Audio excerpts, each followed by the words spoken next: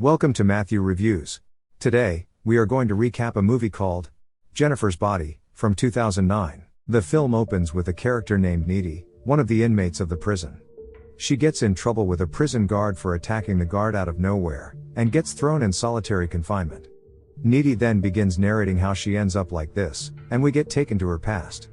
It all starts in a high school scene. Anita is a nerdy, awkward high schooler who is best friends with Jennifer, an incredibly beautiful and popular student there.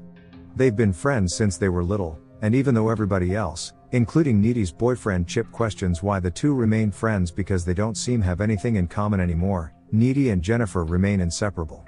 They live in a small town called Devil's Kettle that is named after an ominous waterfall, with a swirly hole that nobody knows leads to where. Scientists would come into town to investigate, but still haven't figured out anything to this day. One day, Jennifer walks up to Anita and asks Anita to accompany her to see the live performance of an indie band called Low Shoulder. Jennifer also voices how she finds the lead singer attractive, and would like to make a move on him tonight. Not wanting her best friend to go alone, Anita cancels her plan to spend time with her boyfriend Chip tonight, and agrees to go see the band with Jennifer. Later that night, Chip accompanies Anita as she waits for Jennifer to pick her up to go watch the band. Here we learn that Anita and Jennifer must have some sort of psychic connection, because Anita is randomly able to tell when Jennifer arrives at her house. Chip, who witnesses this, finds it very odd. He then goes downstairs, and watches Jennifer and Anita interact. It is obvious from his reaction that he dislikes Jennifer because of how crass she treats Anita. Not long after, Jennifer and Anita arrive at the pub, where the band Low Shoulders is about to perform. There they pass by their classmate Craig, who, like everybody else in town, adores Jennifer. They also come across Ahmed, a foreign exchange student from India who goes to their school. Up next, Officer Roman, who casually sleeps with Jennifer from time to time, comes up to them and tries hitting on her. However, Jennifer ditches him for Low Shoulders' lead singer, who she immediately walks up to with Anita by her side. Jennifer then bashfully introduces herself to Nikolai, the lead singer, and offers to buy him a drink. When Jennifer goes over to the bar, Anita overhears Nikolai creepily talking to his bandmate about how Jennifer must be a virgin. Realizing Nikolai might be a predator, Anita confronts him and tells him to back off from Jennifer. Anita then tries warning Jennifer about Nikolai, but Jennifer simply brushes it off, and casually remarks about how she is far from being a virgin at this point. The two stop conversing when the band begins to perform. And then somehow, the building sets on fire in the middle of their performance.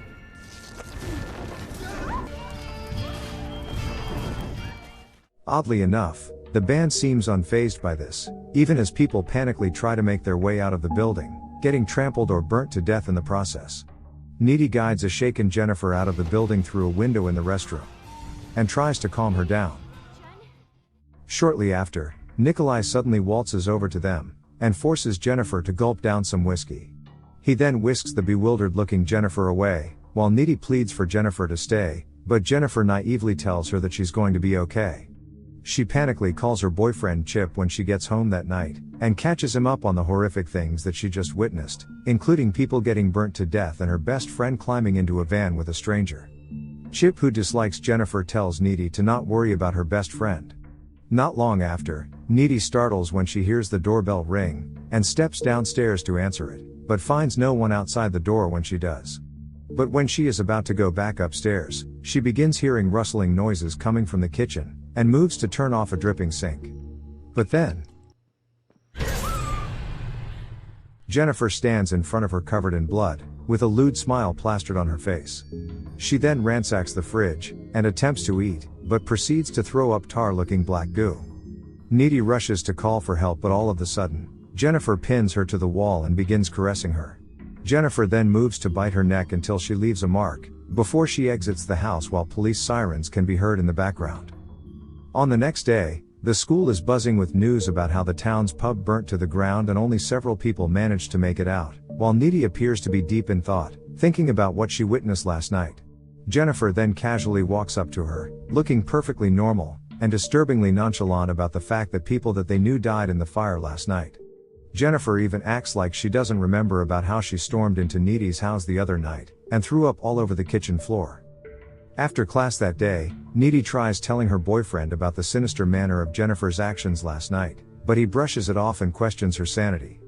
On the other side of the school, Jennifer walks up to Craig's best friend, Jonas, who is grieving because Craig died in the fire the other night. Jennifer then convinces him that Craig told her that she and Jonas would look good together, and lures Jonas to follow her into the woods. They end up making out, but oddly enough the animals in the woods begin to gather around them, and proceed to watch them. Jonas then pauses and takes in the sight in wonder, but Jennifer remains unfazed and simply tells him that the animals are waiting for something. And then this happens. Do you miss Craig?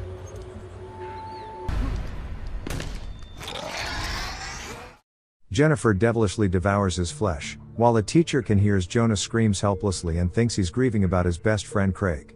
Later that day, Anita is cooking while listening to the radio when she hears that the band that she and Jennifer watched that night, Low Shoulder, has gained a massive amount of followers following the incident, and are even considered as national heroes by the public for allegedly saving people from the burning building. Meanwhile, the high school teacher who's looking for Jonas comes across his mangled dead body in the woods. Afterwards, police are immediately summoned to the scene, while Jennifer can be seen swimming naked in a lake nearby, looking fully relaxed and content. That night, Jennifer calls her best friend Anita to inform her that she's feeling amazing right now, and Anita should stop grieving for the people who died in the fire because people die all the time. While on the call, Jennifer does this creepy thing. Anita eventually has to hang up because her boyfriend is calling her. During the call, he tells her that Jonas, who happens to be his neighbor, is dead. Hearing this, she rushes to see him and comfort him, and during this time Chip elaborates how apparently, Jonas' body was found completely ripped apart in the woods. The following days, the entire town is grieving due to the many lives they lost in such a short time, except for Jennifer, who seems to be thriving more than ever. The news about the recent incidents that took place in the town make it to national news, and the band Low Shoulder seems to be gaining more and more recognition and fame. Regardless, the town folks try to move on with their lives. A month later, Jennifer appears to look pale and unwell during class. After the class ends, a guy named Colin walks up to them, and shyly asks Jennifer out, but she coldly tells him off. Anita, however, voices that she thinks Colin is cool and kind, which prompts Jennifer to change her mind, and invites him over to her place tonight. Anita's boyfriend Chip then shows up, and Anita protectively kisses him because she's scared that Jennifer might flirt with him. That night, Anita and Chip decide to have sex for the first time, while at the same time, the sweet Colin drives up to the address Jennifer texted him. Oddly, he arrives in front of an empty house. Curious, he climbs in anyway. He finds Jennifer on the second floor, creepily staring at him. At this moment, Colin realizes right then that this isn't Jennifer's actual house. Jennifer then begins to seduce him, but at some point, this happens.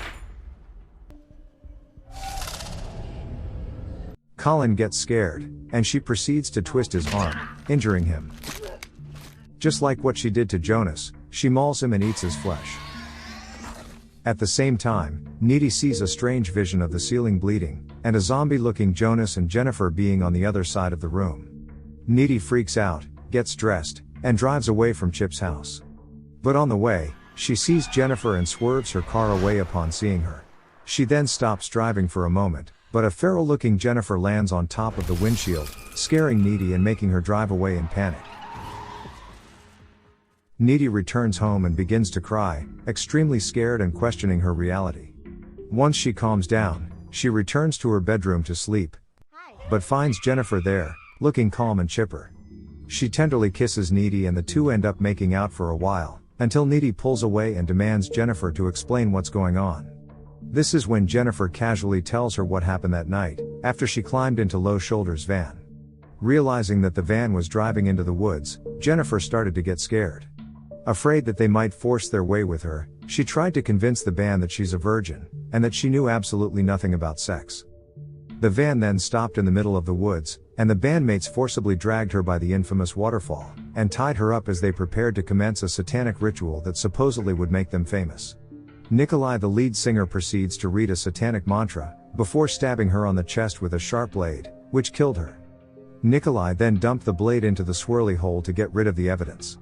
In the present, Jennifer proceeds to tell Anita that she doesn't remember much about what happened after, except for the fact that she came back to life, and found herself walking towards Anita's house. She also felt a craving for human flesh, but she couldn't bring herself to kill Anita because she loves her, so she decided to run away.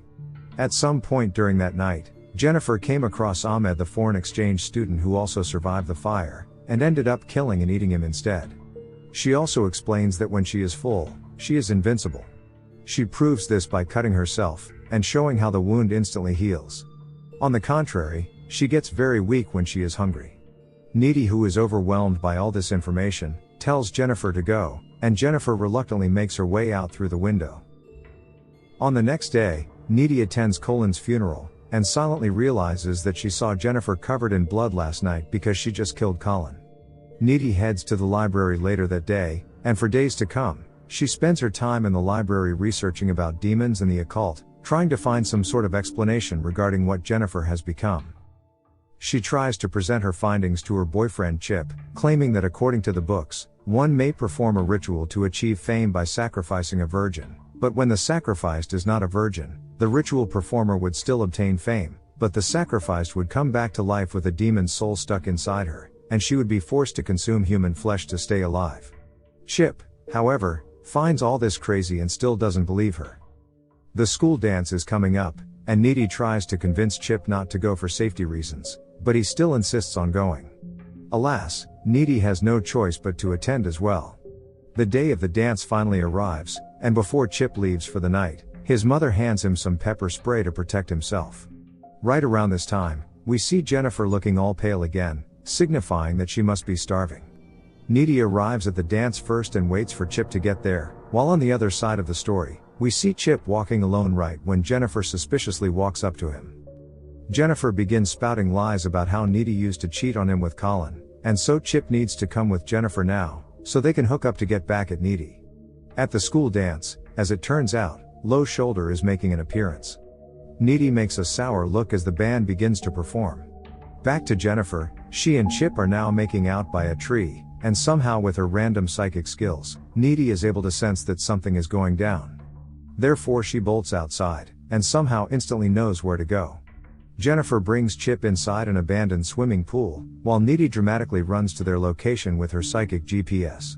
Jennifer tries to kiss Chip again, right when Chip changes his mind because he loves Needy too much to cheat on her.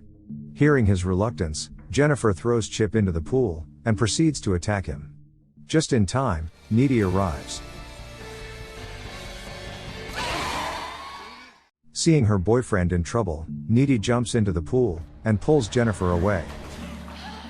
Chip then hands her the pepper spray, and Needy proceeds to use it against Jennifer.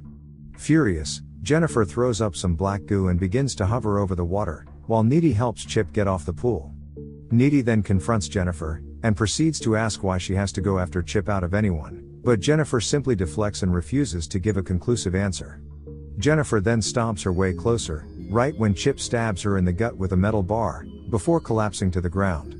Jennifer looks at Needy with a sullen look, and walks away after taking the metal bar out. After Jennifer leaves, Needy moves to kneel next to Chip, and they confess their love to each other as he bleeds to death. Meanwhile, Jennifer returns home, looking pale, weak, and broken-hearted if anything. This is when Needy suddenly breaks in through the window, and proceeds to attack her for killing Chip.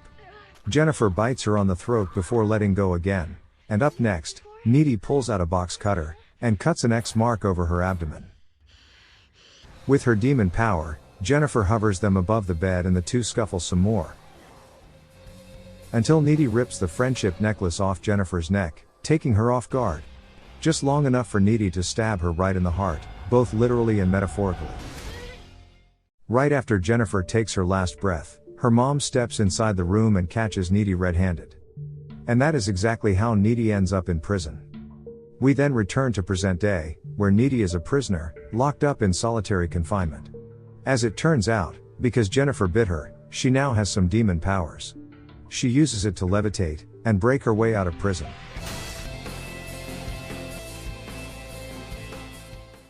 It's at this moment that she randomly comes across the knife that Nikolai, the lead singer, used to kill Jennifer, and picks it up.